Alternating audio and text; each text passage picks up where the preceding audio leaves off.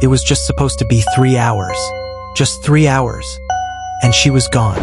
Amber Carter in a police interview, October 2017. On October 12, 2017, at 4:15 p.m., 7-year-old Lily Carter was last seen inside her sister's apartment in a quiet residential complex just outside Portland, Oregon. She had been left in the care of her sister's boyfriend, Darren Blake, a 28-year-old part-time mechanic known in the neighborhood for being soft-spoken and polite. Amber Carter, Lily's 22-year-old sister and guardian, left the apartment that afternoon to run errands. She was a waitress, a full-time student, and Lily's sole caregiver after their mother passed away in 2015. She never expected anything to go wrong.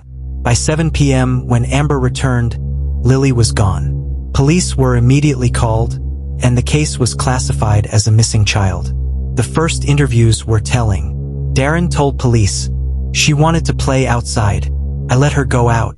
I thought she came back in." But surveillance footage from the building's security system didn't support his story. There was no footage of Lily leaving the apartment, and no footage of anyone entering or exiting between the time Amber left and returned. Within 24 hours, Darren Blake was the prime suspect. Police noted inconsistencies in his story. He failed a polygraph test, and his nervous behavior raised red flags. A search of his phone showed troubling search terms involving child independence and how long a kid can survive alone. But there was no physical evidence of foul play, no signs of struggle, no fingerprints, no trace of Lily. As the investigation deepened, the police started asking tougher questions about Amber and Darren's relationship. Friends described Darren as protective, even controlling. One friend claimed he often isolated Amber from others. There were rumors that he didn't like Lily, that he thought she was spoiled and needy. Then came the first twist. Amber's former roommate, Rachel Dean, came forward. She claimed Darren had once made inappropriate comments toward her while Amber was asleep. Rachel had cut ties with Amber after the incident, the fallout of which left Amber isolated and even more dependent on Darren. Police began to dig into Darren's past relationships and found another ex, Kayla Matheson, who had moved out of state. She revealed her young son once broke his arm under Darren's supervision.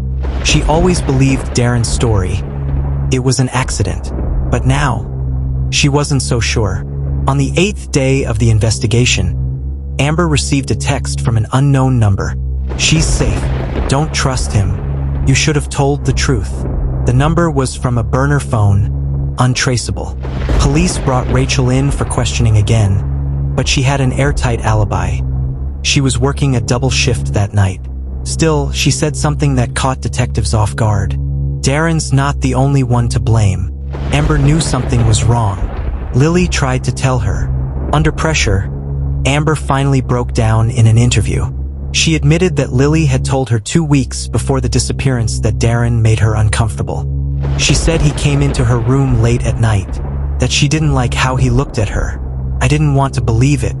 I told her it was probably just a bad dream." Amber had buried the truth and her guilt for over a week. The real breakthrough came on day 13, when a woman named Alma Rodriguez, who ran a diner off Highway 26, reported seeing a little girl alone the night Lily went missing. She was wet, scared. She said she was waiting for her uncle, but she ran off before I could get her help. That area was close to a dense forest region. Officers launched a coordinated search.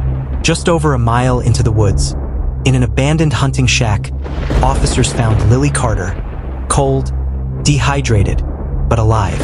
She had curled up in a corner, using a flannel shirt as a blanket. She had survived 14 days in the Oregon wilderness. Her first words? "I ran. I climbed out the window." According to Lily, Darren had come into her room after Amber left. "He sat on my bed. He didn't touch me, but he just stared. I got scared. I waited for him to leave. Then I climbed out and ran." Lily had wandered for hours before finding the shack. She stayed there, afraid to go home.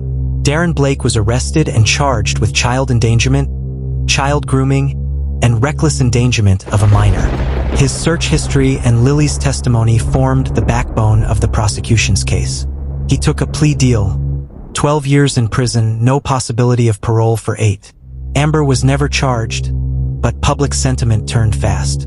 Many saw her as willfully blind, a sister who failed to protect the child in her care. She moved out of Portland within months. She's since given talks on listening to children and speaks candidly about guilt, denial, and the danger of toxic relationship.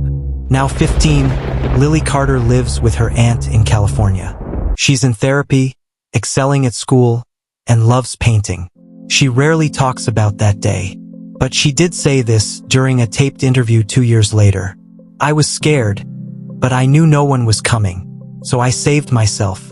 I didn't want to be a story that ended." In the world of true crime, we often focus on monsters in the dark. But sometimes the danger comes from the ones we let in. This wasn't just a story of a missing child. It was a story of silence, survival, and a little girl who chose to run when no one else believed her. And that's what saved her life.